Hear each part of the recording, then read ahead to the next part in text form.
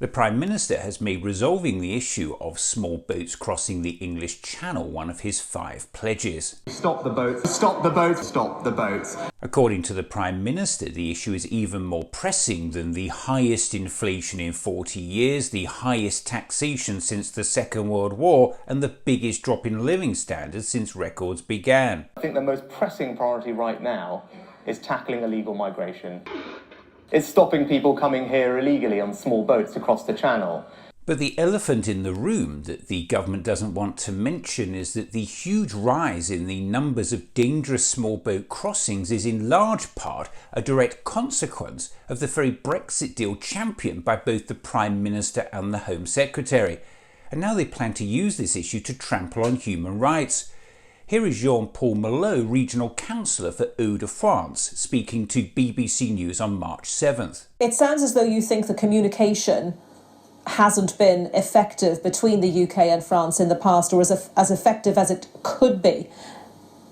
Yes, I think the truth is that after Brexit, there's been a gap, because the old, Dublin, system, was actually applying in the UK. And then suddenly there was a hole. And so the system was not consistent anymore. And here is Dr. Peter Walsh, a senior researcher at the Migration Observatory, speaking on March 6th. So the big challenge here is actually, where is the UK going to send tens of thousands of individuals? The Rwanda policy isn't up yet.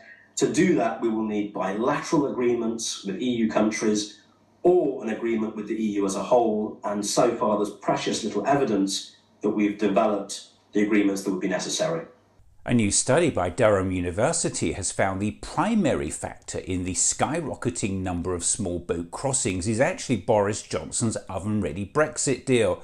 According to the report, it was the government's decision to leave the EU without a returns agreement in place, which has led to the huge increase in the number of dangerous crossings.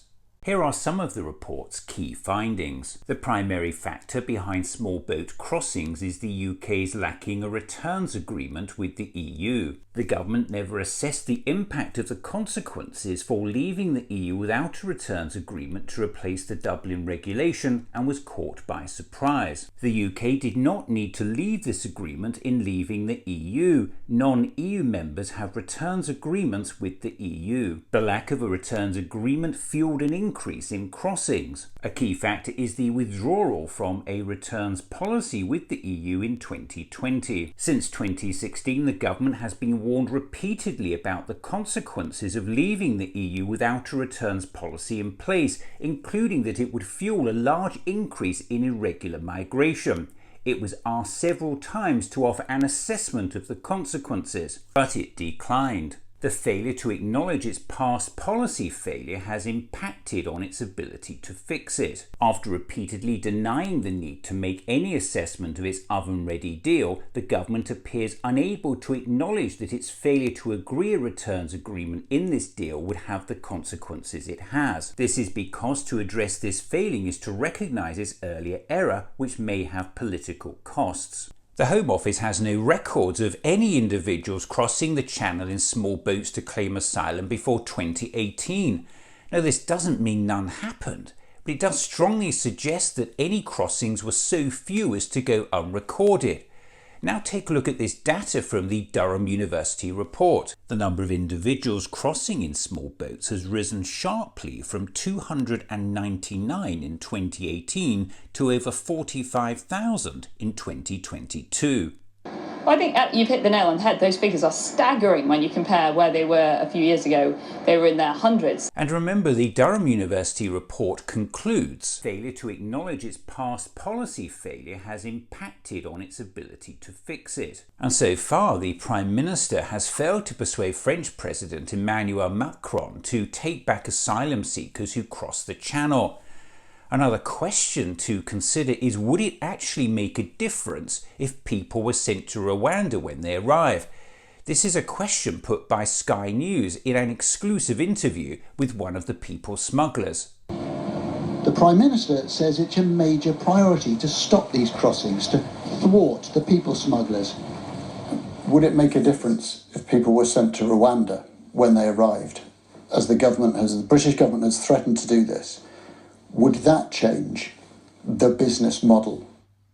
والله بو امازون بینی رخالتی بو بریتانیا نك رواندا هر خلق او خلق بینی بو امازون هر خلق تي بو بريطانيا تي فرقك بو هندي قوم فرقك بو هاتن كما بيتو بلام نك بو رجش بلا بنابرنية بريطانيا خلق تي. And let's not forget this. Under international law, it's not illegal to come to Britain and claim asylum. So there is a disconnect between what the British government is saying and what things like the UN Convention on Refugees are saying. That's why charities who represent refugees are saying that this demonises people. As has been pointed out to government ministers many times. And the basic principle will be that if you travel here illegally, then it's not okay to stay, which I think is common sense and the right approach. It's not illegal, though, is it, to seek asylum? It's illegal to smuggle people into the UK. Shouldn't the smugglers be the ones that you're going for? The simple fact of the matter is the government is now using an issue largely of its own making to trample on human rights. We do need to leave the European Convention on Human Rights. We clearly have a problem with human rights law in this country that is making it difficult for us to achieve our objectives. Well, imagine the shock for the Prime Minister when he finds out the reason the European Court of Human Rights exists is so that countries can't achieve their goals if those goals mean breaching human rights.